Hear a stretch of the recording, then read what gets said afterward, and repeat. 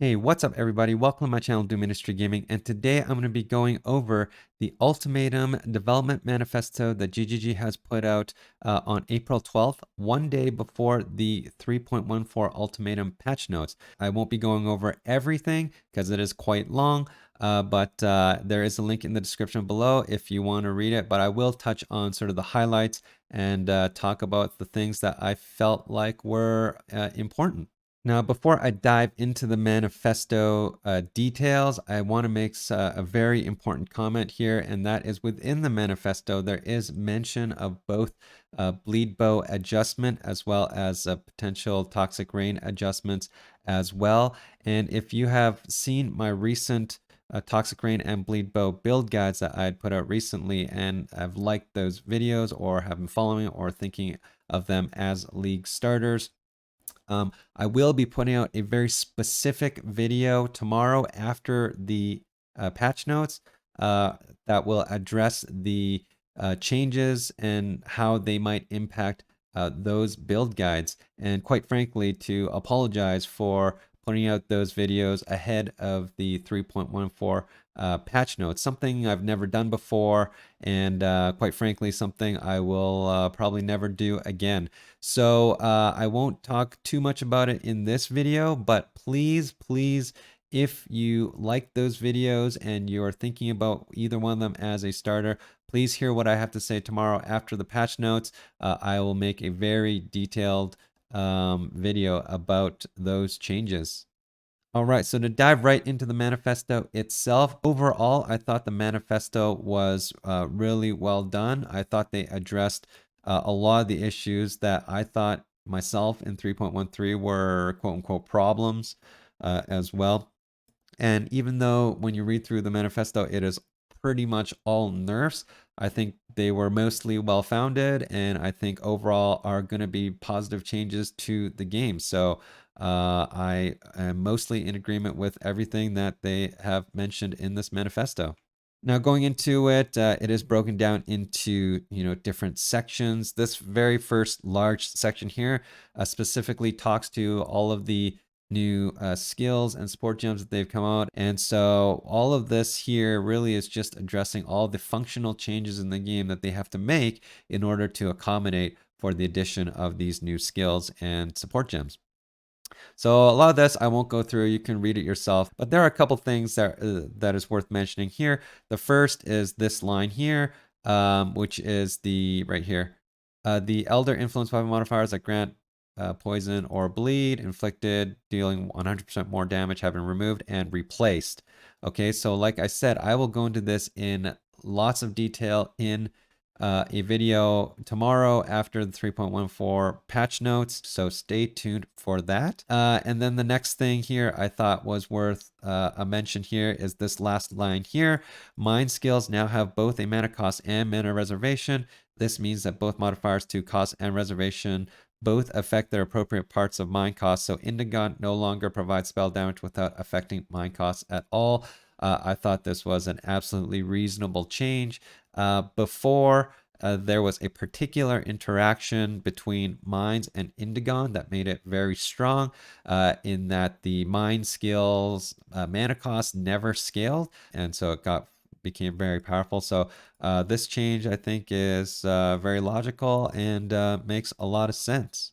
So moving on, the next section is Atlas passive balance. There were certainly some passives that were more favorable and very strong relative to some other ones. And so basically this first bullet point here talks to some nerfs that they're making and to some of the obvious ones like high value targets or the very popular diplomatic escorts.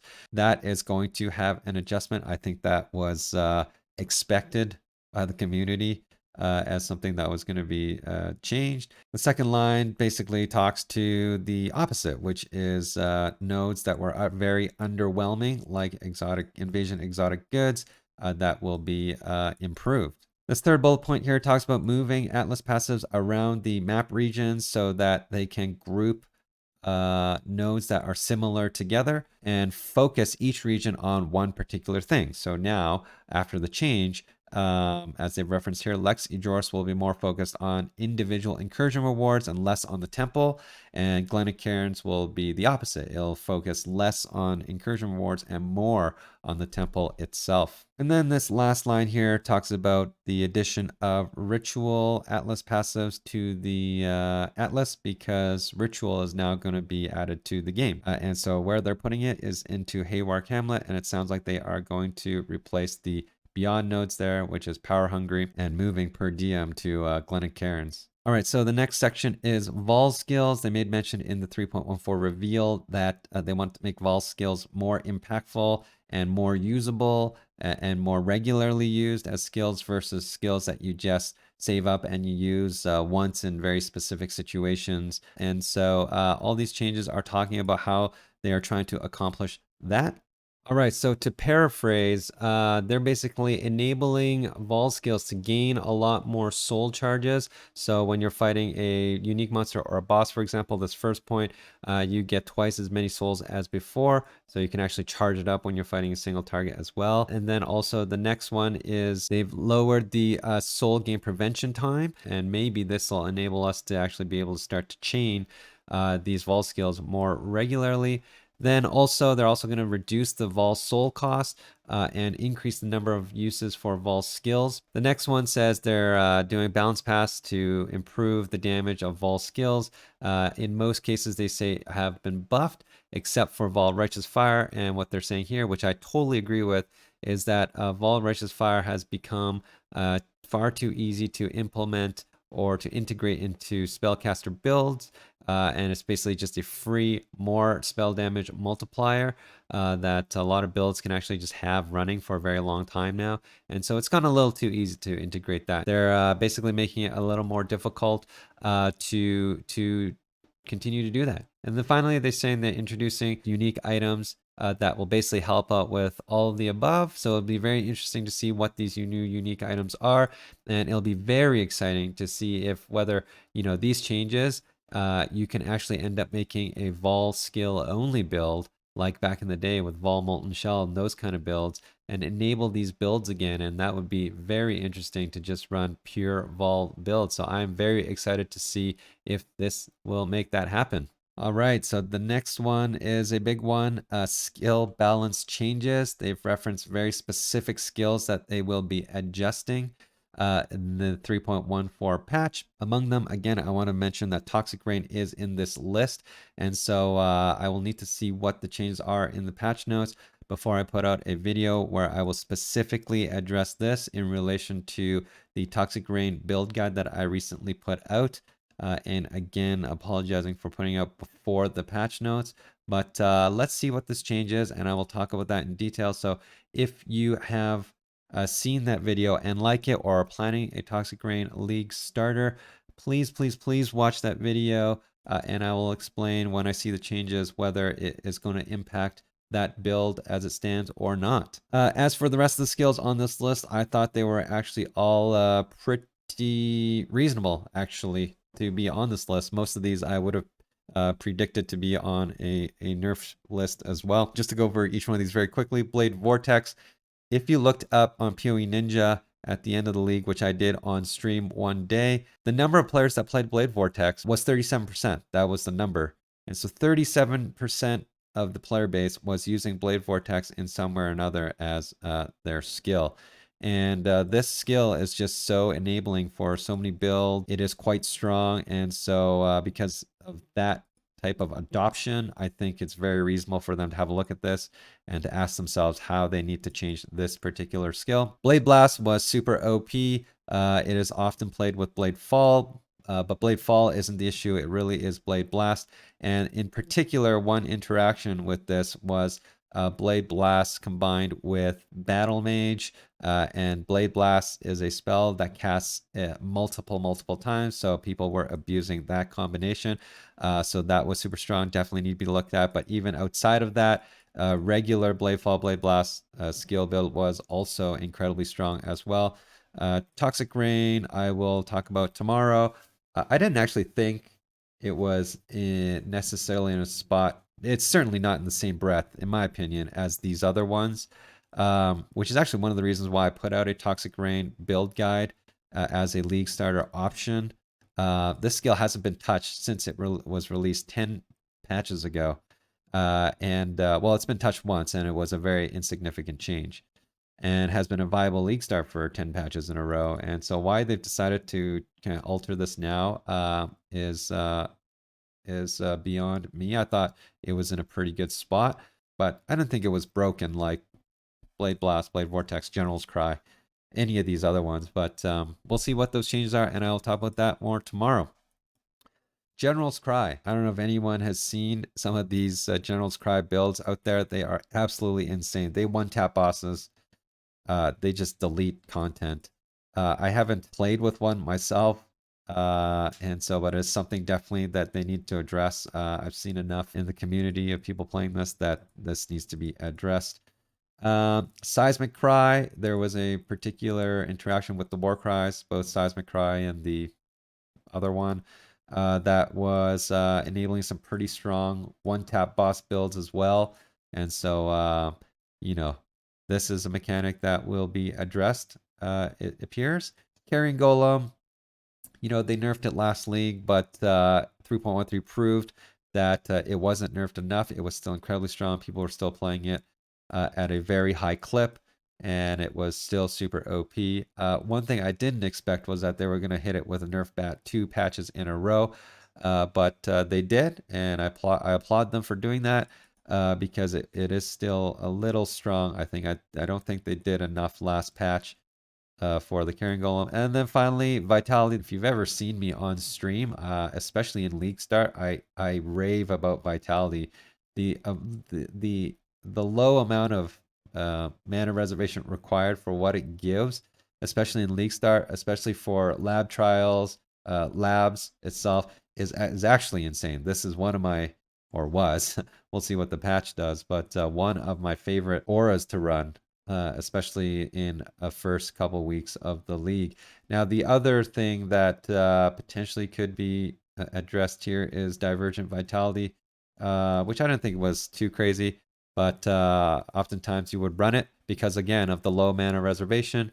You run the Divergent Vitality for the 4% more damage multiplier for whatever it is, mana reservation, 50 mana, whatever the very low mana reservation cost is. And you don't even run it for the Vitality. You'd run a level 1 version of that, and you just get more damage multiplier. So that potentially might be addressed, but I think all that will be fixed if they just simply touch on the mana reservation portion of this skill. All right, next is Frostbomb and Wave of Conviction have had their exposure values lowered. Absolutely appropriate. Exposure is an incredibly powerful form of damage multiplier, and it was far too easy to put it onto bosses with Frostbomb or Wave of Conviction at a very high value. Basically, any elemental build I play, I will have one of these two. Basically, free exposure at very minimal cost at a very high damage potential. And so it was far too easy to get. So I think reducing that power is absolutely appropriate. Next one is Flesh and Stone has its mana reservation increased to 35% from 25%. Not too much to say about that one there. All right, the next is a Vigil nerf. I think they've very perfectly summarized it in this last sentence here. Previously, players could gain 30 seconds of Fortify from 2 sockets and a single jewel, which was far too cheap for a defensive power offered. So Fortify is absolutely incredibly strong as a defensive layer. And like this said here, it was far too easy to get before. You can pretty much slap this on any build, even if you're like a caster, a miner would oftentimes use this with Vigilant Strike and the Vigil, and you'd have basically permanent Fortify on you. It was just a little powerful, so very appropriate nerf there. And finally, Divergent Berserk, a very obvious one. Previously, Divergent Berserk would give you 1% more spell damage quality per quality, which would give you basically 20% more spell damage, basically free from the gem. And so it was just a little too high. They've nerfed it to, it looks like, a quarter of that now. So at a 20% quality, you're going to have 5% more spell damage, which I think is very appropriate. And they also mentioned here that, when comboed with the enhanced support, it was just out of control before. So this is also a very appropriate nerf. All right, some more nerfs in terms of general balance changes. These are more along with items and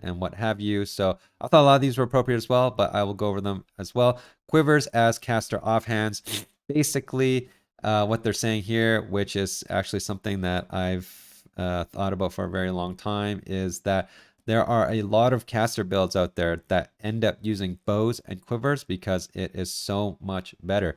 Bows, you can roll very good bows in terms of plus skill gems or damage over time bows or what have you. And when you combo that with the ability to get offhands, quivers that also scale lots of damage. Quivers are one of your primary damage sources in a bow build. And oftentimes casters like Essence Drain, Contagion, those kind of builds would use bows instead of staffs, which is just kind of super weird to me. A change that I fully approve of. The next is Explodey Armors. I think this one was expected by a lot of people. Explodey is basically just a little too powerful now.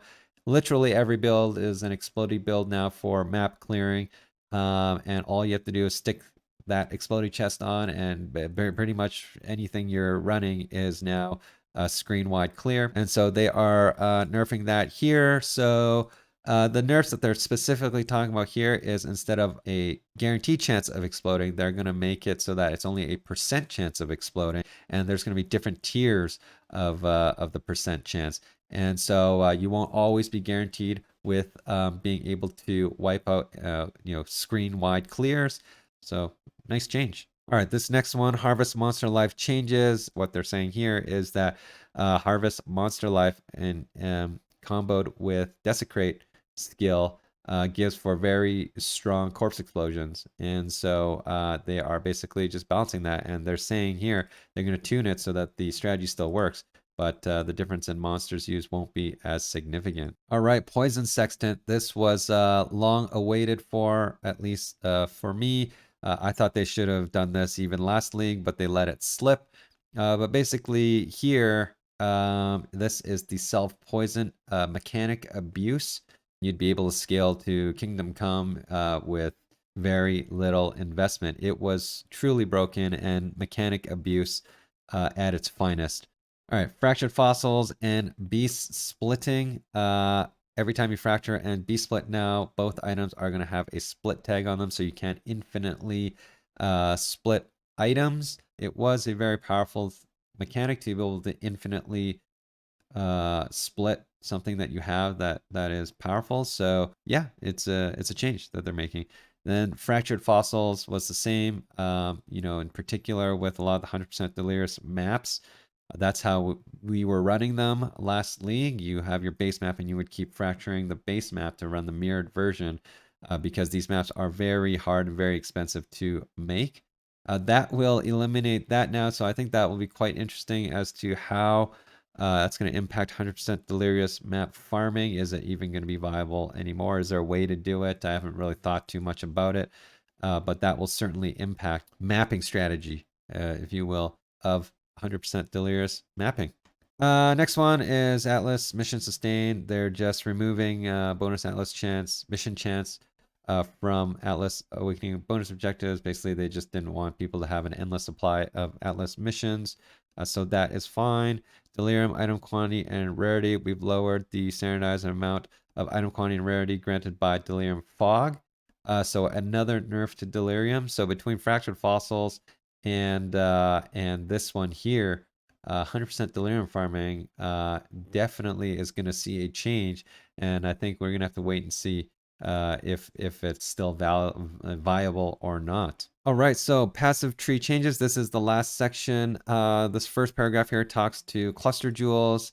GGG thinks that scarce stats, what they call scarce stats, such as area effect, skill effect duration, aura effect, proj speed, was too common and too easy to access on cluster jewels, and so they are making numerical nerfs to these numbers to make them lower in power. This next one here, as they've stated here already, is a minor change. They're basically just replacing Pain Reaver on the Berserker with something very similar and just making a small change to that. All right, so the next two can be talked about together. It is adjustments being made to Immortal Ambition Keystone as well as Corrupted Soul Keystone. These two keystones in combination alongside with the Inquisitor Pi's Path, notable, made for an extremely powerful combination where you would have a lot of ES as well as be able to recover that very fast and very easily. And so basically these changes here are it's going to reduce the amount of maximum ES that you gain as well as reducing the effects of how easy it is to recover your energy shield. So the next one is a Chainbreaker adjustment. This was a keystone that was very widely used in 3.13 and very powerful because it was very easy to put this into builds and under certain build rules that they've mentioned here, it was basically free Rage and free Berserk without the downside of losing Rage. And so what they're changing here in particular is that the keystone used to cause you to lose 5 rage when you hit an enemy, except for skills like Bane, or in particular, what was very popular was Miners. These skills don't cause you to lose the rage as you would as if you hit an enemy because you don't technically hit the enemy. And so in a lot of these builds, you would just slap Chainbreaker on it. You would not have the downside of losing rage, and you can pop Berserk and have it last a meaningful amount of time, and you just basically get all this like free damage. And so it was pretty powerful and something that you would just fit into the build whenever you can. And so I think they want to change that. And so that is how they are tackling this issue here.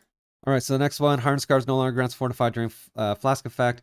Now grants Fortified while recovering life from a life flask. Okay, so this is a good change as well. I thought basically in the past with Hardened Scars notable, and if you have an enduring life flask, you can basically have Fortify on you permanently, because with an enduring life flask, the life flask does not expire even if you're at full life, and so the Fortify stays on you, especially if you're a Pathfinder with pretty much infinite flask charges and lots of duration. You can easily have permanent Fortify on you with this interaction, versus now with this change, when you use a life flask, you'll get the Fortify until your full life, and even if you have an enduring, the Fortify effect will go away. I think this is appropriate. It was a little too easy to get pretty much permanent Fortify before with this interaction, and Fortify is an incredibly strong defensive layer, as I said before, and so making it a little hard to get is appropriate. All right, and the next two I don't really have much experience with, but I'll talk about it anyway. Necromancer's Essence Glutton is getting its mana regeneration reduced. Apparently it was the most base mana regeneration source out there, and so they are reducing that. And then looks like Elementalist Primal Aegis is getting reduced in terms of how much damage it absorbs per allocated notable. I hadn't heard personally that this was super OP. I never played Elementalist in 3.13, so I'm not really familiar with it, but I guess they felt it was too strong and wanted to nerf that a bit. So guys, there you have it. That is a summary highlights of the Development Manifesto. The patch notes are going to come out tomorrow, and so when those come out, I will do another video highlighting those changes and the specific numbers. Again, I'll have also a separate video that very specifically addresses Toxic Rain and Bleed Bow, as they are build guides that I recently put forward and also advertised as league start options. And so I want to be very clear as to how these changes will impact those. And again, to apologize really for putting the videos out ahead of the patch notes. I did have a reason for that, and I'll explain it in tomorrow's video. So please, if you've seen those videos, you like them, or are planning to use them as a basis for your league starts, please watch that video tomorrow and see what I have to say. And then we'll see after the changes hit whether they are going to significantly impact these builds as it stands or not. But otherwise, guys, that's it for this video. Thank you so much for watching. As usual, I hope you found this helpful. If you did, please like and subscribe. Also stream on Twitch Tuesdays, Thursdays, and Saturdays. Times are in the description below. Thanks again, and I'll see you next time.